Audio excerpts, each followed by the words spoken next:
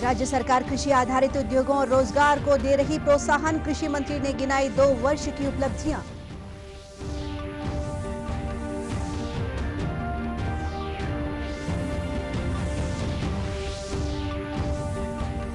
नए कृषि कानून के बारे में लोगों को जानकारी दे रहे हैं प्रदेश के भाजपा नेता। कहा, भ्रामक प्रचार से रहें दूर।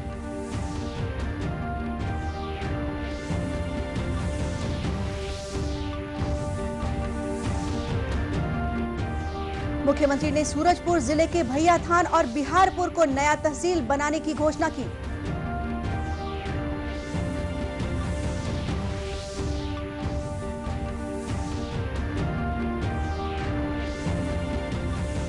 और दिव्यांगों को स्वावलंबी बनाने केंद्र सरकार चला रही स्वरोजगार ऋण योजना। महासमुंद में अब तक 212 दिव्यांग योजना को अपनाकर बने आत्मनिर्भर।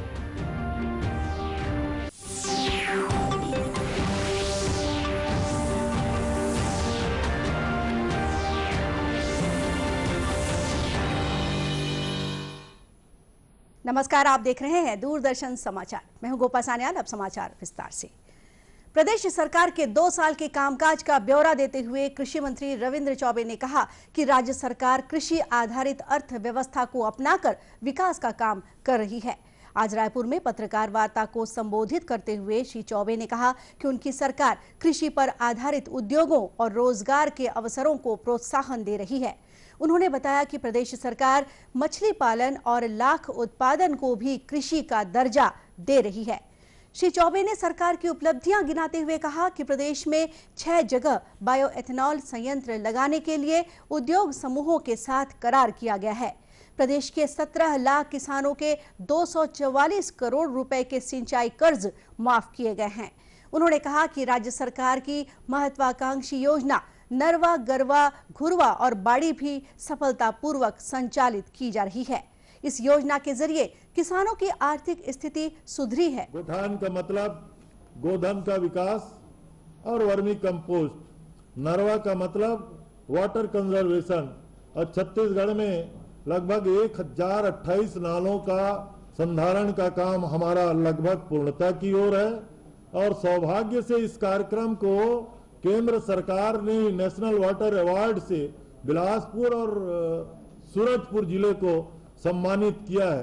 तो हमारी ये तीनों कार्यक्रम, आज ही मैंने कहा ना, राजीव गांधी किसान न्याय योजना को केंद्र सरकार ने मंगाया है। गोधन न्याय योजना को बहुत सारे स्टेट लागू कर रहे हैं, नाम अलग है, मध्य प्रदेश ने अभी लागू किया हुआ है, अन्य राज्यों से मंगाया गया है।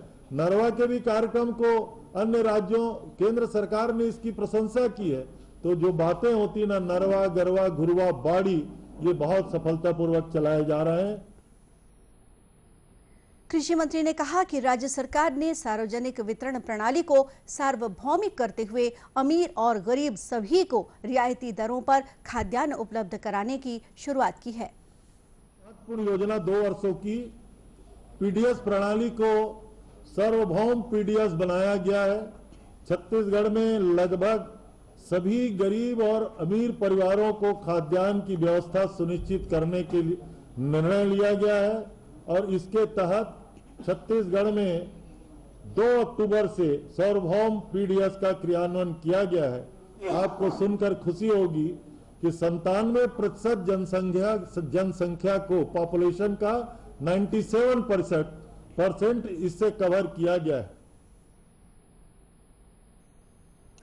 श्री चौबे ने बताया कि राजीव गांधी न्याय योजना के तहत सरकार ने 5,750 करोड़ रुपए का बजट का प्रावधान किया था। इसमें से 4,500 करोड़ रुपए वितरित किए जा चुके हैं। कृषि मंत्री ने कहा कि कोरोना काल के दौरान बाहरी प्रदेशों से आए श्रमिकों को भी पुनर्वासित किया गया है। 7 लाख से अधिक श्रमिकों को 171 करोड़ रुपए का भुगतान किया गया है। गौरतलब है कि प्रदेश सरकार के 2 वर्ष का कार्यकाल पूरा होने के उपलक्ष्य में मंत्रिमंडल के सदस्य विभिन्न जिला मुख्यालयों में पत्रकार वार्ता के जरिए लोगों को सरकार की उपलब्धियों से परिचित करा रहे हैं। नेता प्रतिपक्ष धर्मलाल कौशिक ने केंद्र सरकार के नए कृषि कानून को किसान हित में उल्लेखनीय कदम बताया।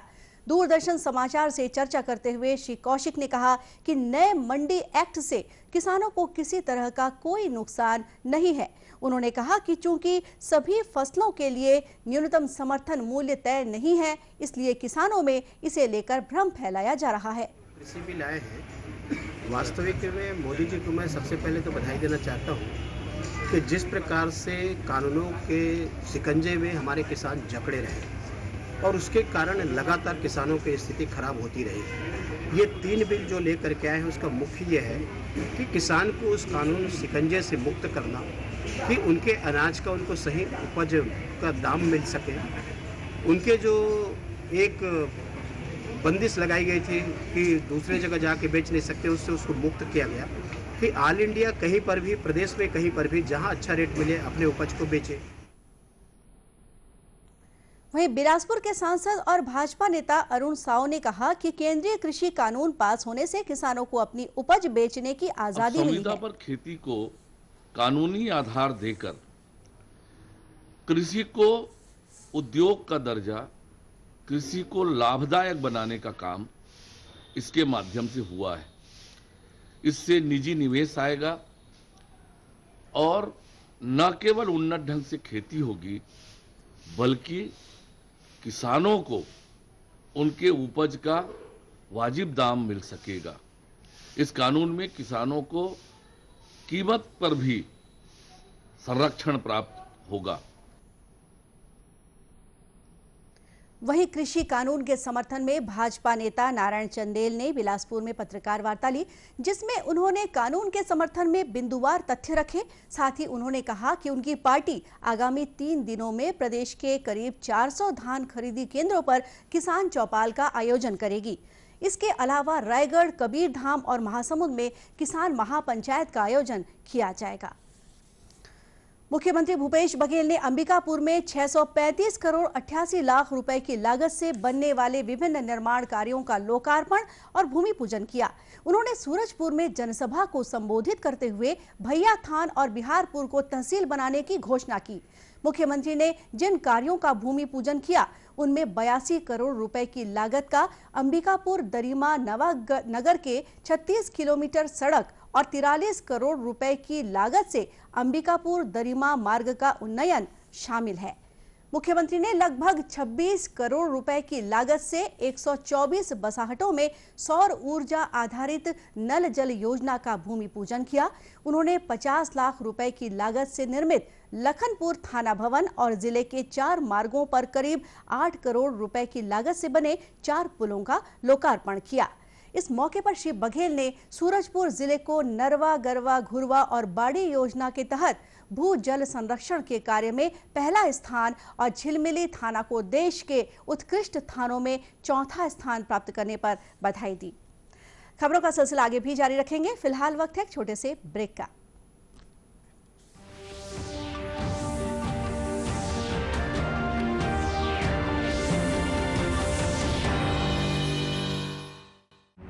वैश्विक महामारी कोविड-19 जिसका कहर संपूर्ण मानव जाति को अपनी आगोश में ले चुका है। टीका या दवाई उपलब्ध होने तक महामारी के खिलाफ मानवता की जंग जारी है।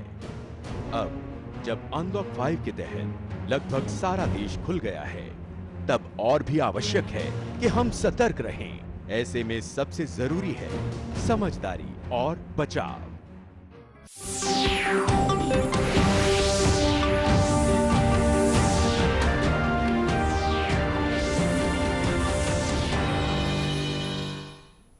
ब्रेक के बाद एक बार फिर स्वागत है आपका दूरदर्शन समाचार में। कांकेर जिले से गुजरने वाली स्टेट हाईवे क्रमांक 5 पर अनेक गांवों के ग्रामीण सड़क की जर्जर स्थिति को सुधारने की मांग करते हुए कल से प्रदर्शन कर रहे हैं। प्रशासनिक आश्वासन के बाद भी चक्का जाम नहीं हटाने पर स्थानीय पुलिस ने 15 ग्रामीणों को गिरफ्तार किया है। उल्लेखनीय है कि कांकेर के अंतागढ़ क्षेत्र में पोड़गांव, कौनगांव, नारायणपुर, पूर्ण गांव सहित अनेक गांवों के निवासी स्टेट हाईवे से बड़ी गाड़ियों की आवाजाही और उससे उड़ने वाली धूल से परेशान होकर चक्का जाम किए हुए हैं। ग्रामीणों की मांग है कि सड़क का निर्माण जल्द से जल्द किया जाए। हमारे मांग कुछ नहीं है सर, हमारा मांग यही पूरी है जो हमारा रोड बने चौड़ीकरण हो जा, आने जाने का सुविधा हो जा। हम रोडे का मांग कर रहे हैं और कोई हम लोग दूसरा मांग नहीं करते।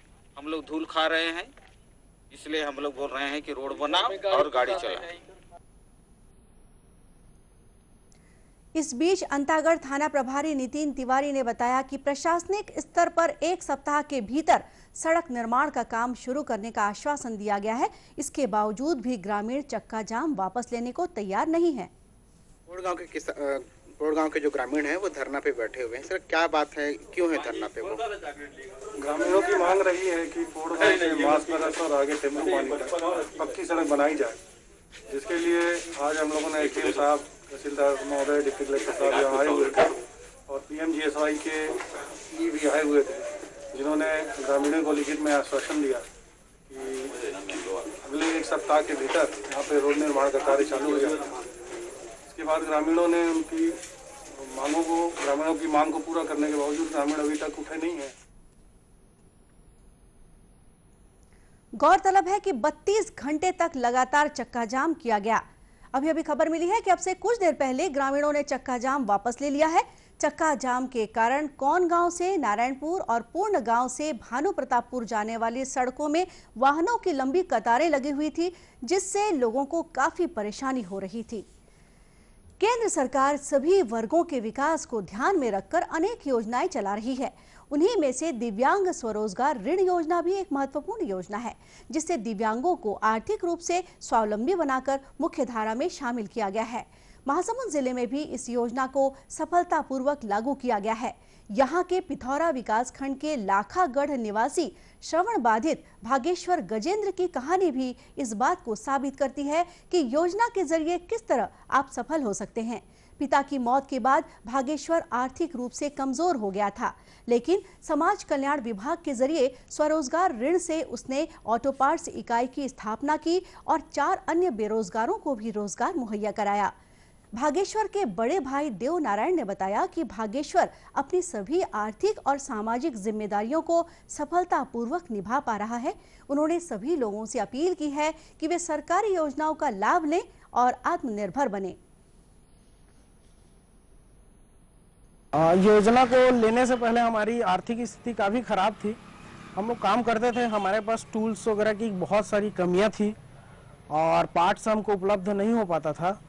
तो ये योजना आने के बाद, इसका लोन उपलब्ध होने के बाद हमने टूल्स काफ़ी सारे खरीदे और पार्ट्स वगैरह गाड़ियों के लिए खरीदे और इससे क्या है हमारे काम में और ज़्यादा मतलब बढ़ावा हुआ, काम और ज़्यादा बढ़ा हमारा। मैं उनको यही कहना चाहता हूँ कि सरकारी जो योजनाएं हैं उसका लाभ उठाएं और आत्मनिर्भर बने। योजना को क्रियान्वित करने वाले समाज कल्याण विभाग का कहना है कि यह योजना दिव्यांगों के स्वावलंबन में सहायक साबित हो रहा है। जिले के समाज कल्याण विभाग की उप संचालक संगीता सिंह ने बताया कि अब तक महासमुंद के 212 दिव्यांगों को स्वरोजगार के लिए ऋण दिया गया है। यदि ये ऋण सही समय पर वापस किए जाते हैं तो सरकार उन्हें 25% का उत्थान अनुदान भी देती है। हमने अभी तक महासमुंद जिले में कुल 212 लोगों को इस योजना का लाभ दिया है, जिससे उनका व्यवसाय आसानी से चालू हो सके। क्योंकि किसी भी दिव्यांग को घर के लोग लोन देने के लिए या पैसे से मदद करने के लिए सोचते हैं, पर ये एक ऐसी योजना है कि हम उन्हीं को देने के लिए ये सुविधा देते हैं ताकि उनका कोई व्यवसाय चालू हो सके। ये एक बहुत अच्छी सुविधा है इस लोन के अंतर्गत कि यदि हितग्राही लोन लेने के बाद समयानुसार अपने किस्तों का भुगतान करता है तो उसके ब्याज दर में 25% सब्सिडी, जिसे हम उत्थान सब्सिडी कहते हैं, ये सरकार द्वारा दी जाती है। माने उनके लोन में जो ब्याज दर है उसको 25% उसको वापस हम भुगतान अकाउंट में कर देते हैं। इस तरह स्वरोजगार ऋण योजना के जरिए भागेश्वर जैसे अनेक दिव्यांग आर्थिक रूप से संबल प्राप्त कर रहे हैं और स्वावलंबन की नई इबारत लिख रहे हैं। और अब अंत में मुख्य समाचार एक बार फिर। राज्य सरकार कृषि आधारित उद्योगों और रोजगार को दे रही प्रोत्साहन। कृषि मंत्री ने गिनाई 2 वर्ष की उपलब्धियां।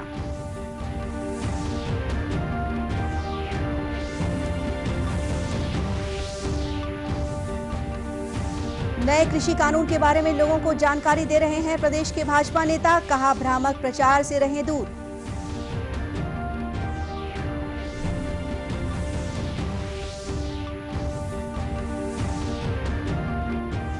मुख्यमंत्री ने सूरजपुर जिले के भैयाथान और बिहारपुर को नया तहसील बनाने की घोषणा की।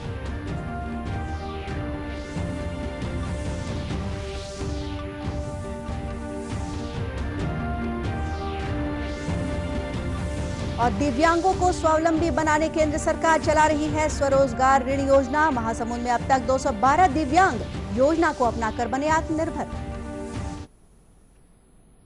दर्शकों, कोरोना से बचाव के लिए मास्क और सैनिटाइजर के साथ ही सोशल डिस्टेंसिंग का भी पालन करें। कोरोना को हराना है, मास्क जरूर लगाना है। और इसी के साथ ये समाचार बुलेटिन यही समाप्त हुआ। नमस्कार।